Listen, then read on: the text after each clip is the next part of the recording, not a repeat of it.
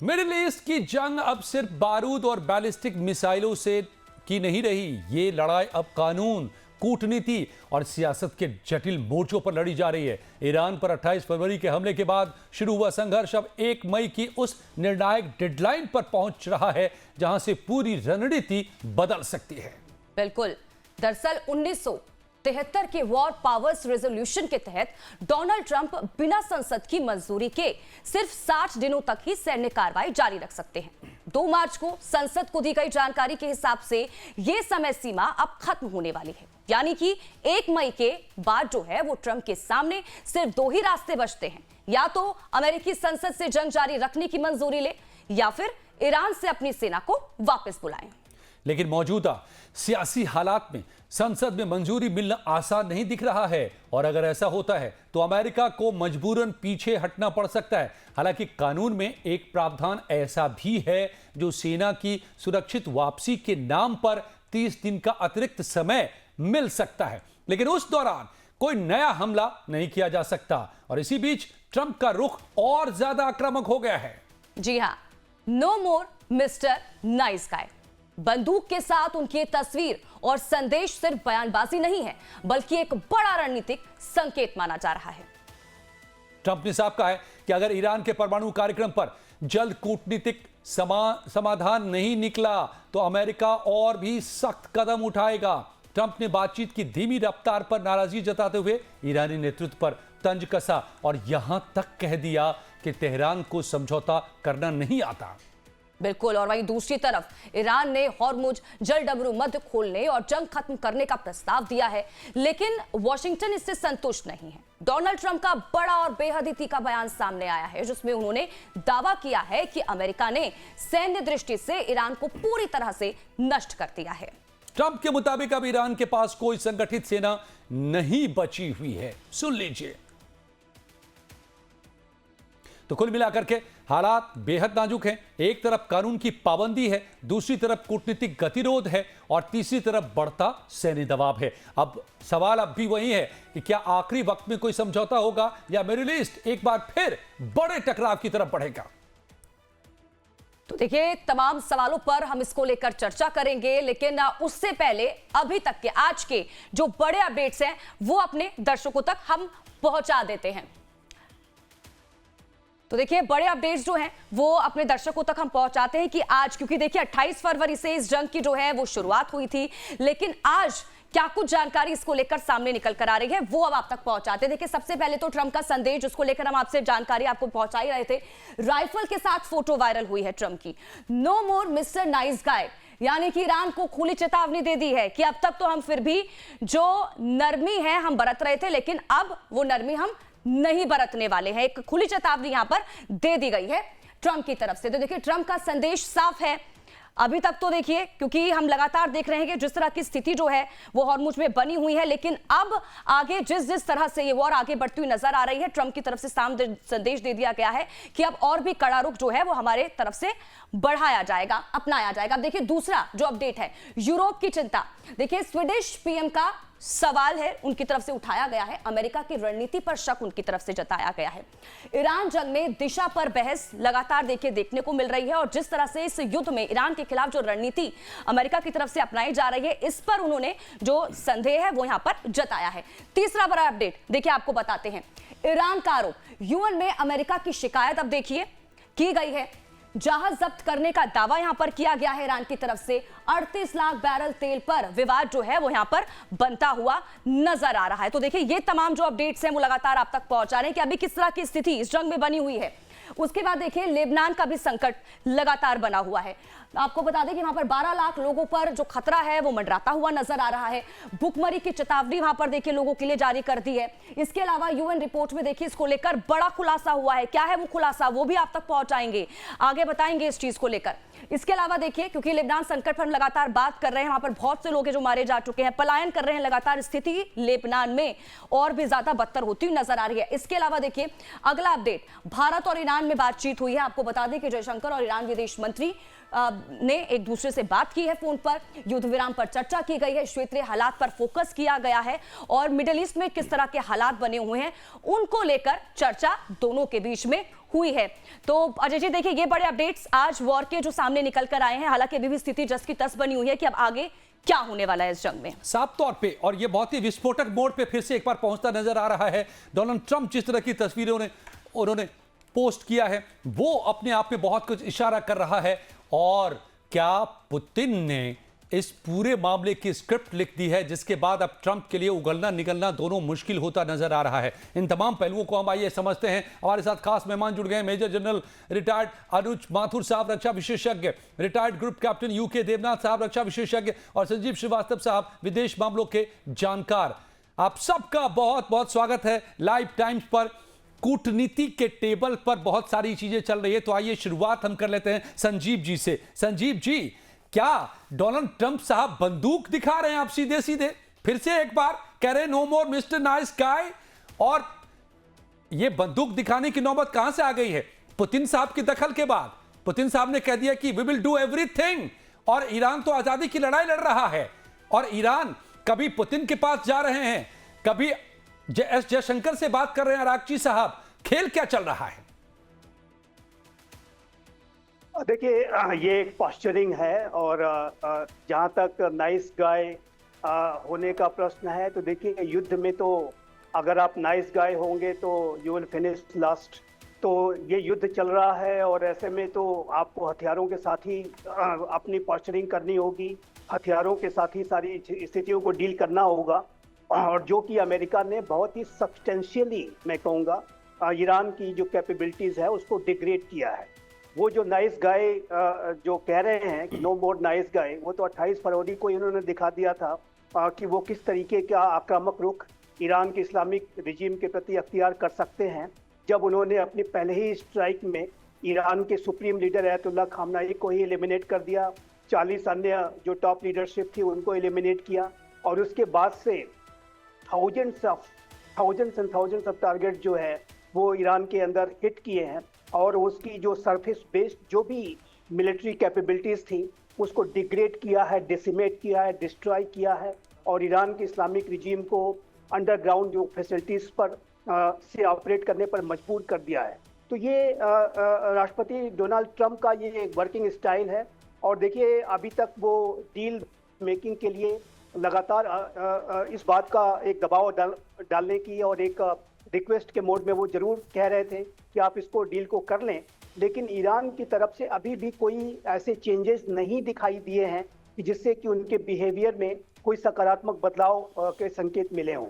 चाहे वो state of Israel के प्रति ईरान की जो नफरत की जो भावना है वो आज भी कायम है, आतंकवादियों को सपोर्ट करने के उनके जो मंसूबे हैं आज भी कायम है। हिजबुल्लाह के ऊपर जब इजराइल ने हमले शुरू किए तो उसके बाद ये इस्लामिक रिजीम ने शर्त रख दी कि पहले आप हिजबुल्लाह पर हमले रोकिए, उसके बाद हम बातचीत करेंगे। तो जाहिर है कि आतंकवादियों को आज भी आप सपोर्ट करते हैं। और यूरेनियम एनरिचमेंट के बारे में जो एडामेंट रुख ईरान की इस्लामिक रिजीम दिखा रही है, तो ऐसे में तो जो डील मेकिंग तो संभव है नहीं। तो ऐसे में ये जो अब ऐसा लगता है कि राष्ट्रपति डोनाल्ड ट्रंप इस तरीके की पॉस्चरिंग को करके वो ये दिखाना चाहते हैं कि वो कुछ नया और बड़े हमले करने के बारे में भी विचार कर रहे हैं। और मेरा ऐसा मानना है कि ईरान की इस्लामिक रिजीम यदि अपने रुख पे इसी तरीके से कायम रही तो इस रिजीम का अल्टीमेटली जो फॉल है, जो पतन है, वो होगा। और ये इस तरीके की जो सिचुएशन है रिजीम चेंज की, मैं यहाँ पर आपके दर्शकों के लिए बताना चाहता हूँ कि सद्दाम हुसैन की जो रिजीम थी, वो भी सद्दाम हुसैन भी अमेरिका के लिए काफ़ी खतरे पैदा किया करता था। और गल्फ वॉर में जब सद्दाम हुसैन ने कुवैत पर हमला किया तो अमेरिका ने पहला गल्फ वॉर लड़ा और सद्दाम हुसैन की फोर्सेस को पराजित किया, लेकिन उसकी रिजीम बची रह गई। लेकिन उस रिजीम को चेंज करने में अमेरिका को फिर एक दशक का समय, लगभग एक दशक से ज्यादा का समय लगा, और 2003 में जाकर के सद्दाम हुसैन को टॉपल किया गया, उसको जो है कैप्चर किया गया और उसको जो एग्जीक्यूट किया गया। तो ये ईरान की इस्लामिक रिजीम यदि अपने अंदर बदलाव नहीं लाएगी तो उसके आने वाले दिन और भी ज्यादा खराब होंगे। और मिस्टर नाइस गाय, नो मोर मिस्टर नाइस गाय से आशय यही है कि बेहतर है कि इस्लामिक रिजीम अपने अंदर बदलाव ला दे, नहीं तो उसके जो कॉन्सिक्वेंसेस हैं आने वाले समय में और अधिक घातक होंगे। ठीक बिल्कुल। ग्रुप कैप्टन यूके देवनाथ साहब, आपके पास आता हूं, फिर उसके बाद मेजर जनरल अनुज माथुर साहब के पास जाऊंगा आखिर में। देवनाथ जी, लेकिन ये जो पोस्टर है नो मोर मिस्टर नाइस गाय, ये ईरान को दिखाने के लिए है या अमेरिकी जनता को चुनाव के दौरान दिखाने वाली है कि हम कमजोर नहीं हुए हैं? क्योंकि जर्मन चांसलर कहते हैं अमेरिका तो जलील हो रहा है ईरान के हाथों, ईरान बार बार बुलाता है उन्हें वापस कर देता है, और 40 दिन की बमबारी से कुछ हासिल नहीं हुआ, एग्जिट प्लान कुछ नहीं है। तो डोनाल्ड ट्रंप के लिए भी इतनी मजबूत स्थिति है नहीं, और 60 दिन पूरे हो रहे हैं, अब उनको मंजूरी मिलेगी कि नहीं मिलेगी आगे युद्ध लड़ने की, यह भी अभी साफ नहीं है, और ज्यादा आशंका इस बात की है कि मंजूरी नहीं मिलेगी। जी हाँ, ये जो फोटो उन्होंने इशू की है, जाहिर बात है ना सिर्फ डोनाल्ड ट्रंप वाकपटुता में चैंपियन है, अब लग रहा है ड्रामेबाज भी अच्छे हैं। ये फोटो जाहिर कर बात है उन्होंने इशू की है सोचकर कि दुनिया में उनका इम्प्रेशन बढ़ेगा, उनके जो अपनी वोटर कॉन्स्टिट्यूशन जो रिपब्लिकन पार्टी में उनके जो सपोर्टर्स हैं वो इम्प्रेस्ड हो जाएंगे, और उन्होंने सोचा होगा कि ईरान थोड़ा सा भयभीत हो जाएगा, डर हो जाएगा। लेकिन देखिए, इस तरह की फोटो जारी करके तीनों ही जो उनके मनोवैज्ञानिक ध्येय थे वो पूरे नहीं होंगे। इस फोटो के बाद क्योंकि हम तो सोच रहे थे शायद फेक होगा, लेकिन पता लगा नहीं, रियल है। इस फोटो के बाद जो कि उन्होंने ऑफिशियली जारी की है, दुनिया भर में डोनाल्ड ट्रंप के प्रति एक ये हो जाएगा कि राजनीतिक, कूटनीतिक और शायद इंटेलेक्चुअल प्रॉपर्टी के मामले में वो थोड़ा डिले हैं जी। अमेरिका में क्या लोग इंप्रेस होंगे, इसमें भी सत्यता नहीं लग रही है। रिपब्लिकन पार्टी के उनके सपोर्टर्स जो हैं वो उनसे हैरान हैं, परेशान हैं, सुबह कुछ बयान देते हैं, शाम को कुछ बयान देते हैं। अमेरिका की ऑफिशियल स्टेटमेंट आई है कि आज तक इस युद्ध में $27 बिलियन खर्च हो चुके हैं। आप देखेंगे जब फाइनल रिपोर्ट आएगी तो वो 27 बिलियन से भी कहीं ज्यादा होगी। और इसको लेकर के पीट हेगसेथ से बहुत तमाम सवाल भी किया है, कांग्रेस में किए गए हैं, तीखे सवाल किए गए हैं, क्या आप इतने पैसे क्यों बर्बाद कर रहे हैं, जब अब ये बहस शुरू हो रही है वहां पर कि क्या उनको मंजूरी मिलेगी आगे युद्ध को बढ़ाने की। तो क्या ये तस्वीर जारी करने की डोनाल्ड ट्रंप के पास नौबत दरअसल उनकी कमजोरी को बता रहा है? एक सुपर पावर के सुपर प्रेसिडेंट को अपनी बंदूक लेकर बताना पड़ रहा है कि I am no more a nice guy, ये वीकनेस को उजागर कर रहा है क्या? स्वाति, पश्चिम बंगाल में भी सिंघम का जिक्र आया था, आपको याद आ रहा होगा कि सिंघम स्टाइल में डोनाल्ड ट्रंप को देख करके, ये फिल्मी अवतार है डोनाल्ड ट्रंप का क्या, ये सिंघम स्टाइल में। माथुर साहब से इसको समझते हैं।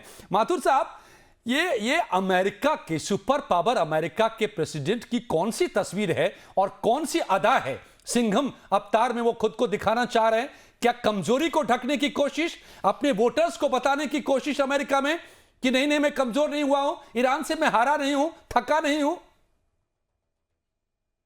अजय जय हिंद, स्वाति जय हिंद। देखिए, मैं आपको एक बात बताऊं कि डोनाल्ड ट्रंप क्या क्या करते हैं, किस प्रकार से अपने हाव भाव प्रकट करते हैं, लेकिन एक बात मेरा आकलन है, हो सकता है कई लोगों को ये बात समझ में नहीं आई, मेरा आकलन ये है कि उनकी हर एक्टिविटी एक सोचे समझे स्ट्रेटेजिक साइकोलॉजिकल वॉरफेयर की स्ट्रेटेजी के ऊपर के साथ मेल खाती है।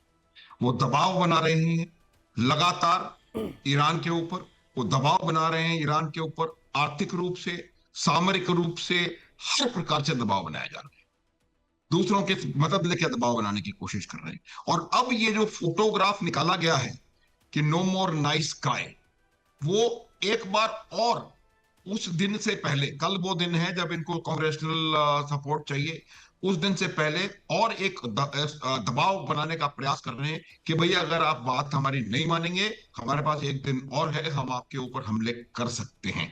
तो जिस प्रकार से थोड़ी सी हलचल हमको नजर आ रही है ईरान के अंदर, वो भी इसी दबाव की नीति के, इस दबाव के कहने के लिए ये कार्टून जैसा काम किया है उन्होंने। लेकिन इसका भी मतलब है, मकसद है, उनको इससे कोई फर्क नहीं पड़ता कि मैं और आप उसको किस प्रकार से पढ़ रहे हैं, देख रहे हैं, हम उसका मजाक उड़ा रहे हैं। लेकिन उन्होंने एक इंपॉर्टेंट मैसेज जो कम्युनिकेट करना था ईरान को किया, और उसमें उन्होंने कहा कि मैं अब अगर आप ये समझ रहे हैं कि बातचीत करूंगा, हो सकता है मैं कोई हमला करना शुरू कर दूं। देखिए अजय, इस बात को समझने की कोशिश करने की आवश्यकता है कि अगर उनको कुछ करना नहीं होता तो वहां पर 3-3 कैरियर बैटल ग्रुप्स को ला करके 50-60 हजार से ज्यादा सैनिकों को इकट्ठा करके, सबमरीन फोर्सेस को वहां पर ला करके, डिस्ट्रॉयर्स और क्रूजर्स को वहां पर इकट्ठा करके, इतना बड़ा जमावड़ा वहां वो बिना बात के लिए नहीं करते। ये तमाम चीजें जो हैं वो सब एक चीज को दिखा रही हैं कि आपको ऊपर सामरिक रूप से दबाव डाला जा रहा है, आपके ऊपर हमले कर करके। ये बात समझने की जरूरत है हमको, ईरान को भी, ईरान के लोगों को भी, कि उन्होंने, अमेरिका और इजराइल ने मिलकर कुल 25,000 हमले किए, हवाई हमले उनके ऊपर। इजराइल का एक भी जहाज नहीं गिरा पाए हैं। अमेरिका के 7 जहाज वो क्लेम करते हैं उन्होंने गिराए, जिनमें से 5 अमेरिका ने खुद ही गिरा लिए।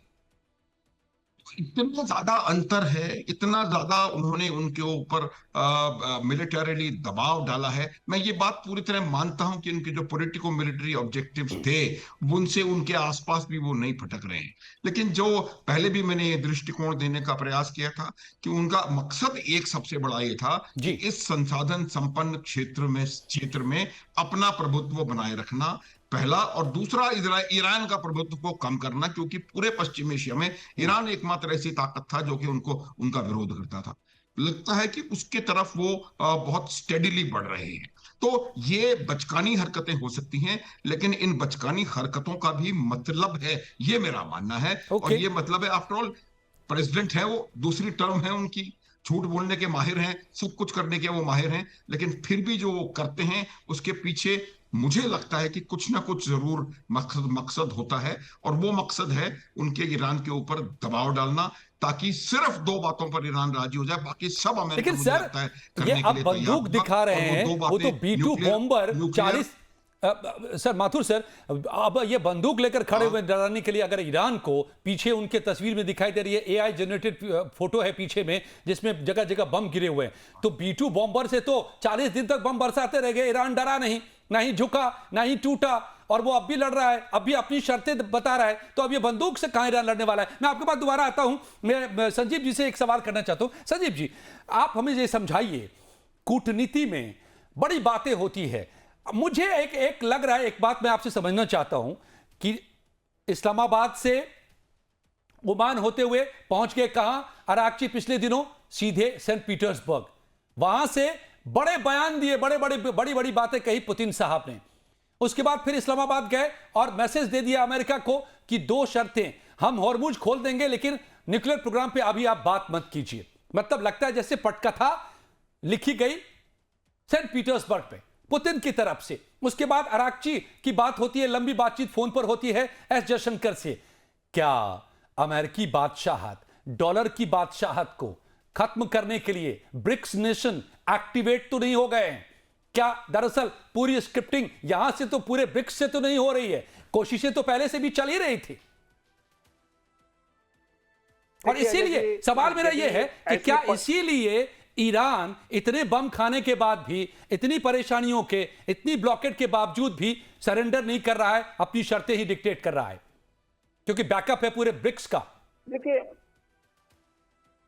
देखिए अजय जी, आपने इसमें कई सवाल पूछे हैं। पहला तो मैं ये कहूंगा कि आज की जो ईरान की इस्लामिक रिजीम है वो IRGC लेड इस्लामिक रिजीम दिखाई देती है। वो कहीं हार्ड लाइनर ज्यादा वो दिखाई देते हैं, और ये जो उनका हार्ड लाइन अप्रोच है वो उनके लिए बहुत घातक साबित होगा, ये बात मैं स्पष्ट रूप से कहना चाहता हूँ। और जैसे कि अमेरिका इस बात की अपेक्षा कर रहा था, और आज भी डोनाल्ड ट्रंप यदि आज की इस फोटो के पहले तक वो इस बात को अगर वो बताने की कोशिश कर रहे थे कि he is still a nice गाय, तो उनका जो ये प्रयास था कि वो एक डील के लिए तैयार हो जाए। लेकिन ये जो IRGC लेड जो इस्लामिक रिजीम है वो डील के लिए तैयार नहीं हो रही है, और ऐसे में वो हार्ड लाइन पोजिशंस ज्यादा अख्तियार करते नजर आ रहे हैं। सिविलियन गवर्नमेंट को साइडलाइन किया जा रहा है, पेजिशकियान की कोई सुनता नहीं है। तो ऐसे में ये जो ईरानियन इस्लामिक रिजीम का जो आगे का जो भविष्य है वो मैं बहुत ही और ज्यादा अंधकार में देखता हूँ। और अमेरिका में मैं अगर डोनाल्ड ट्रंप की सिर्फ बात नहीं करता, मैं यूनाइटेड स्टेट्स ऑफ अमेरिका के इस्टेब्लिशमेंट के बारे में कहूंगा कि US का इस्टेब्लिशमेंट इस तरीके की हार्डलाइन जो इस्लामिक रिजीम को टॉलरेट नहीं करेगा। इजराइल तो उसे बिल्कुल भी टॉलरेट नहीं करेगा, और भी बड़े हमले इस इस्लामिक रिजीम के ऊपर जो हार्डलाइन इस्लामिक रिजीम होगी इसके ऊपर किए जाएंगे। दूसरा, लेकिन फिर ईरान को सरेंडर क्यों नहीं कर रहा है? एक भी टर्म क्यों नहीं मान रहा है और अपनी ही टर्म्स कैसे डिक्टेट कर रहा है? सर, मैं इस पर भी समझूंगा आपसे, मुझे कुछ ही पलों के लिए हम रुकना होगा, लौटते हैं। आप तीनों एक्सपर्ट से हम समझने की कोशिश कर रहे हैं कि क्या होने वाला है आगे, और जैसा आपने इशारा किया संजीव जी, समझेंगे हम अपने रक्षा विशेषज्ञों से कि क्या फिर से एक बार युद्ध की चिंगारी भड़कने वाली है। जी हां, तो डोनाल्ड ट्रंप साहब का सिंघम अवतार सामने आया है, बंदूक लेकर फोटो उन्होंने जारी किया है। क्या इशारा है, फिर से बम मारेंगे, क्या करेंगे, हम समझने की कोशिश कर रहे हैं। अनुज माथुर साहब से हमारे साथ जुड़े हुए हैं defence expert Sanjeev Srivastava ji, foreign expert, और स्वाति हमारे साथ मेरी सहयोगी हैं, जो उससे पहले यूके देवनाथ जी भी हमारे साथ हैं। लेकिन स्वाति, आपके पास क्या इंफॉर्मेशन है अभी? और बिल्कुल, और अब देखिए बात सीधे उस जगह की जहां पर दुनिया की सबसे बड़ी ऊर्जा की नसें धड़कती हैं, यानी कि हॉर्मुज स्ट्रेट। जी हां, हॉर्मुज जल डमरू मध्य को लेकर इस वक्त ईरान और अमेरिका आमने सामने खड़े हुए हैं। ना अमेरिका अपनी नाकेबंदी से पीछे हटने को तैयार है और ना ही ईरान अमेरिकी शर्तें मानने को।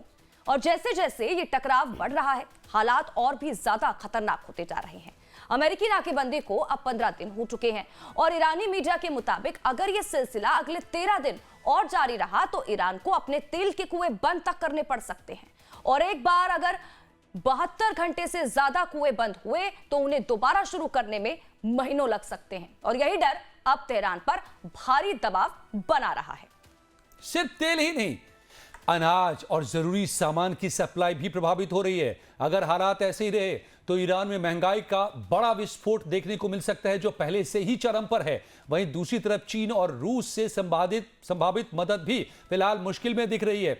अमेरिकी सेंट्रल कमांड का दावा है कि उनकी नौसैनिक नाकेबंदी काफी असरदार साबित हो रही है और उनके मुताबिक 42 कमर्शियल जहाजों को रास्ता बदलने पर मजबूर किया गया है, जो ईरानी बंदरगाहों की ओर जा रहे थे या वहां से निकलने की कोशिश कर रहे थे। जी हां, लेकिन ईरान की संसद ने इसे पूरी तरह से खारिज किया है। स्पीकर मोहम्मद बाकिर गालिबाफ का कहना है कि अमेरिका की नाकेबंदी के बावजूद कोई तेल कुआं नहीं फटा और उल्टा असर सिर्फ तेल की कीमतों में बढ़ोतरी में के रूप में दिख रहा है। उन्होंने यहां तक कहा है कि ये स्थिति जो है वो 30 दिन तक भी बढ़ सकती है और इसका लाइव प्रसारण किया जा सकता है। इससे पहले डोनाल्ड ट्रंप ने ईरान को 3 दिन का अल्टीमेटम देते हुए सख्त चेतावनी दी थी कि अगर समझौता नहीं हुआ तो तेल पाइपलाइनें अंदर से फट जाएंगी। वहीं अब उनका दावा है कि ये नौसैनिक नाकेबंदी महीनों तक चल सकती है और इसका सीधा असर दुनिया के तेल बाजार पर पड़ रहा है। ब्रेंट क्रूड $125 प्रति बैरल तक पहुंच चुका है। ऐतिहासिक उछाल इसमें है, यानी 4 साल की सबसे बड़ी उछाल है। जी हां, और कुल मिलाकर तस्वीर साफ है कि हॉर्मुज में तनाव सिर्फ 2 देशों की लड़ाई नहीं बल्कि पूरी दुनिया की ऊर्जा और अर्थव्यवस्था पर सीधा असर डाल रहा है। तो साफ तौर पे इस वक्त के हालात जो हैं वो पूरी तरह से फंसे हुए दिखाई दे रहे हैं। अभी जो हमें विदेश मामलों के जानकार संजीव श्रीवास्तव साहब कह रहे थे, इशारा कर रहे थे कि फिर से हमले हो सकते हैं अगर ईरान ने सरेंडर अभी भी नहीं किया तो। यूके देवनाथ साहब, तो इसीलिए ये बंदूक वाली सिंघम अवतार, बंदूक वाला ट्रंप साहब का है, क्या यही इशारा वो कर रहे हैं? लेकिन उनको कांग्रेस से मंजूरी मिलेगी तब तो आप वो बम गिराएंगे। अब जो अमेरिका का कानून तो ये बताता है कि अब वो हमले नहीं कर सकते, भले एक्सटेंड कर ले 1 महीने के लिए।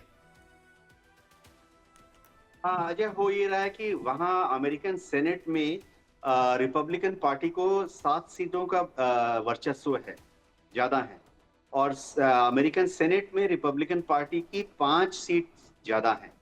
तो डोनाल्ड ट्रंप को फिलहाल खतरा नहीं नजर आ रहा है। सिर्फ अगर एक्सट्रीम सिचुएशन में जब वो ये प्रस्ताव को डालेंगे और समझिए कुछ रिपब्लिकन पार्टी के जो सेनेटर्स हैं जो कि हैरान है, परेशान है, थोड़ा left of centre thinking senators हैं, अगर उन्होंने क्रॉस वोटिंग कर दी तो फिर डोनाल्ड ट्रंप को थोड़ी असुविधा हो सकती है अपना ये प्रस्ताव पास कराने में। बहुत से नाराज हैं उनकी अपनी भी पार्टी के सांसद।